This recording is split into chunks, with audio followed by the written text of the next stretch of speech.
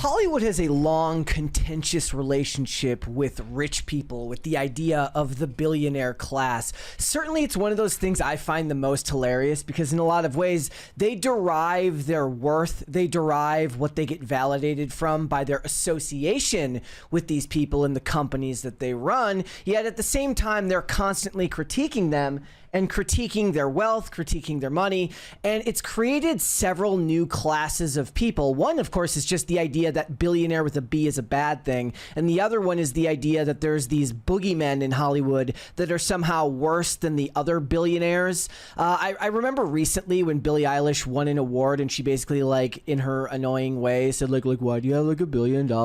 And that led to, like, people having a discussion about the idea of the ethical billionaire. Or even if you're talking about somebody like Billie Eilish, who gave $11 million away to charity, you know, why are you a millionaire? Why don't you give away all of your money until you're living in a flat in downtown Los Angeles? Sorry, an apartment in downtown Los Angeles, so that you can give more of your money to charity.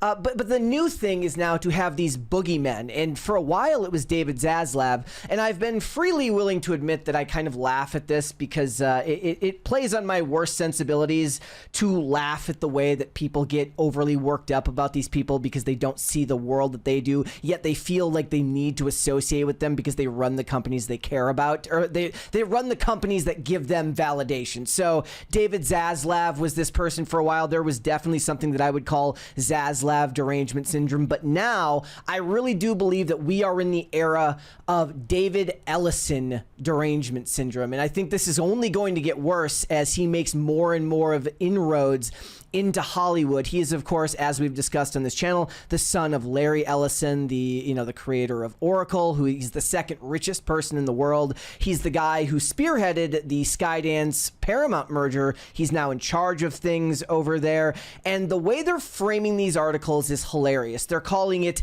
MAGA coded. And they're talking about the idea that it's going to be skewing male. Well, first of all, they say that like it's a bad thing. Is there really such a bad thing as a company finding demographics that they want to go after and then trying to bring them in? And I would argue that skewing male means nothing, because making movies that appeal to men does not mean that you can't make movies that also appeal to women. When you tell a superhero story, men and women like those movies for different reasons and to varying degrees. But the point is that for a very, very long time, the trope was always you advertise and you marketed to women, because in a married household, even if the woman wasn't the one working, she was the one who controlled the pocketbook. She was the one who controlled the money. So you always marketed to women. So the idea that they would be marketing to men is somehow a bad thing. And they're also talking about his connection to Donald Trump. They're talking about his embracing of AI and a bunch of other things. There's plenty in here, actually, that I think are a bad sign for him as far as like how he's moving forward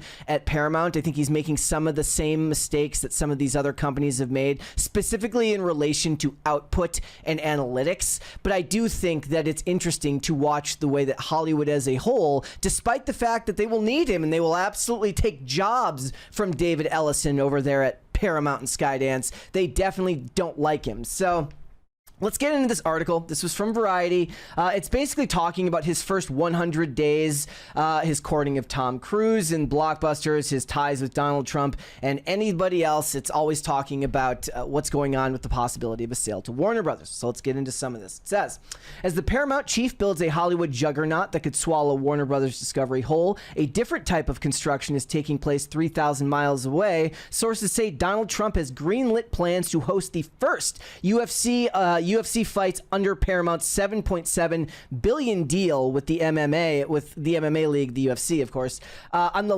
lawn of the White House. Dignitaries from around the world will attend the dinner and then head to the Octagon as the eight-sided ring where the main event will play out. Trump and UFC CEO Dana White are spearheading the telecast. The discussed date is June 14th, 2026, which coincide with Trump's 80th birthday. White House spokesperson Anna Kelly says the fight will be a spectacular event. They will celebrate 250 years of our great company. And it goes on, while the spectacle might sound like a discarded scene from the 2006 dystopian comedy Idiocracy, it's provided a glimpse into Ellison's rising empire, one that skews alpha male and some fear will entwine with the studio's content more closely with MAGA messaging in rapid fire fashion. What exactly is like MAGA messaging? Also, do you remember when there was like naked trans people on the lawn of the White House during the Biden administration? You know, Pepperidge Farm remembers. So I don't really want to talk about idiocracy or the idea that the other side was somehow above this type of thing or somehow had more decorum. That's obviously been proven to be untrue. Politics is a dirty game and it's dirty on all sides. I don't want to hear your bullshit about how you were somehow more dignified than the other side. You're full of shit. But the point being here that I don't know what MAGA messaging is. Is it telling the hero's journey? Is it stories that embrace the idea that America isn't evil? Is it things like that? Because if that's MAGA messaging, I'm like 100% down. Here, let me reframe it for you in a way that might speak more to the progressive ideal. Instead of perhaps stories where illegal immigration is championed, you tell stories about people who come from other countries, perhaps war-torn countries, and they come here legally because they believe in the idea of what America stands for. Someplace that, you know, for all its faults, is still the greatest country on earth, where people come from all over the world to live here, despite whatever you want to say about it. You can bullshit all you want. People are still knocking down the doors to get in, so you're full of shit and you're wrong. So is that MAGA messaging? In which case, I'm fine with that. Is it just Tom Cruise making blockbuster movies? I'm fine with that too. I don't need you to reinvent the wheel with some type of weird progressive storytelling because it's proven not to be effective anyways, and it's not going to work. Says, this is him. He continues on. He says they're getting into the part here where they talk about he's the first millennial mogul. He should be ironic. I wonder if he has like, I wonder if he does like screenings of The Office and Seinfeld at work to truly embrace his millennial quirk-chungusness. It's funny too because they describe him as soft-spoken and polite, but that always runs contrary to the business side, which means you got to be a shark to do your job. The industry's first millennial mogul wants to challenge the DNA of Hollywood while building a new type of entertainment leviathan out of the husk of a once legendary film and television studio, and Paramount, which declined to comment, is just the beginning. We're going after Warner's, Ellison told confidants, even before the Paramount deal got the Trump administration approval. I want to be in the top 3, not the bottom 3. But the accounts of many industry insiders, Ellison has been busy leveraging his family's extraordinary wealth and access to President Trump to prepare for a buying spree. With the help of his father, Oracle co-founder Larry Ellison, the world's second richest man behind Elon Musk, the Silicon Valley scion wants to take on Netflix, Amazon, and Apple. In the hyper-competitive Ellison family, there is no prize for being runner-up. If the Ellisons pull it off, they'll control a media empire with unprecedented reach and cultural influence. Look, I don't know what they plan to do if they manage to make this purchase go through. They're not going to get Apple, obviously. If the idea is that they're going to compete with Apple, I don't think that that even matters anyways, given the fact that Apple kind of does seem to be in its own sandbox, doing its own thing. They don't seem to be interested in competing because they have their revenue, they have their money. They don't need to compete with everybody else. I feel like it's a losing effort in a lot of ways because I always make the joke like who actually has Apple TV Plus anyways. And if these creatives were actually honest about it, that's where they want to go. They don't want to go to Paramount where they're going to be supposedly micromanaged and turned into purveyors of quote-unquote MAGA messaging. They want to go to Apple TV Plus where they can make their weird avant-garde stuff that like a bunch of people like but nobody actually watches. Sure, you get a hit like Severance every once in a while, but you're not going to get the hits that you're not going to get the traction that you get with a lot of these other streaming services, and Paramount needs some type of help in that ring right now. It's very, very interesting that they mention his desire to go on a buying spree. I don't think that that is necessarily the best approach. They talk here in this article about how he wants more, like he wants more content coming out, not less. I think consistency in content is far more important than the idea of having more content per se, because look at what Disney has done. What Disney did for the better part of the last 2 decades is they didn't focus on building brands within their company. They focused on acquisition. They focused on buying Pixar. They focused on buying Star Wars. They focused on buying Marvel. And then they started putting out, we got into 2020 and we got into COVID and we got into the rise of the streaming wars. And all they did was put out garbage that nobody actually wanted without actually focusing on looking at how it looks to put out good content. So he talks about the company being not just an entertainment company, but an entertainment and technology company. I'm talking about over here at Paramount now. So he wants to be an entertainment and technology company, and he wants to leverage AI to, I guess, create algorithms so that they can know exactly what it is that people want to watch. And that's the formula that the tech first version of these companies have run. You've heard the story before that like Netflix basically did screenings, or they did surveys, and they found out that people liked political thrillers and that people liked Kevin Spacey. Wham, bam, thank you, ma'am. You have House of Cards. And that was an absolute hit. But if you run on just analytics alone, you're going to lose long term, because you have to have a way to find a creative vision that actually gets there first. I would argue that they did that in a lot of ways with Taylor Sheridan. He is somebody who seems to have spearheaded this movement into what I guess we call over here as like hick lib entertainment. Why is everybody wearing cowboy hats now? Why is Hollywood suddenly pretending they actually like America when we know most of them are actually anti-American and basically communist most of the time anyways, that think America is guilty of the original sin of slavery and a bunch of other bullshit.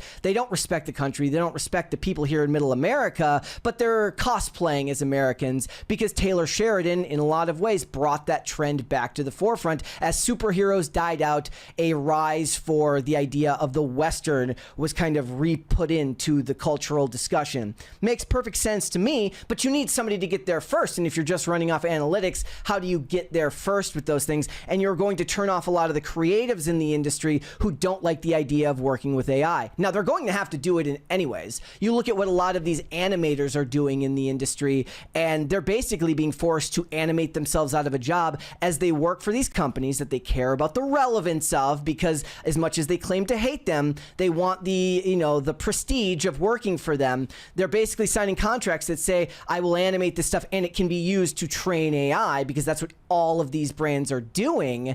And yes, you get the celebrities that bluster about with their big, you know, they put the fist up and they say fuck AI, and they just come across as cringe and lame, but they are, in a lot of ways, they do have stuff to worry about. And it's not just AI, it's not just that stuff. There's whole discussions that are going on here about his connection to Israel and Benjamin Netanyahu. I think I'm going to be doing an entirely separate video on the supposed blacklist of actors that Paramount is putting together for people that they deem to be too anti-Semitic to work for the studio.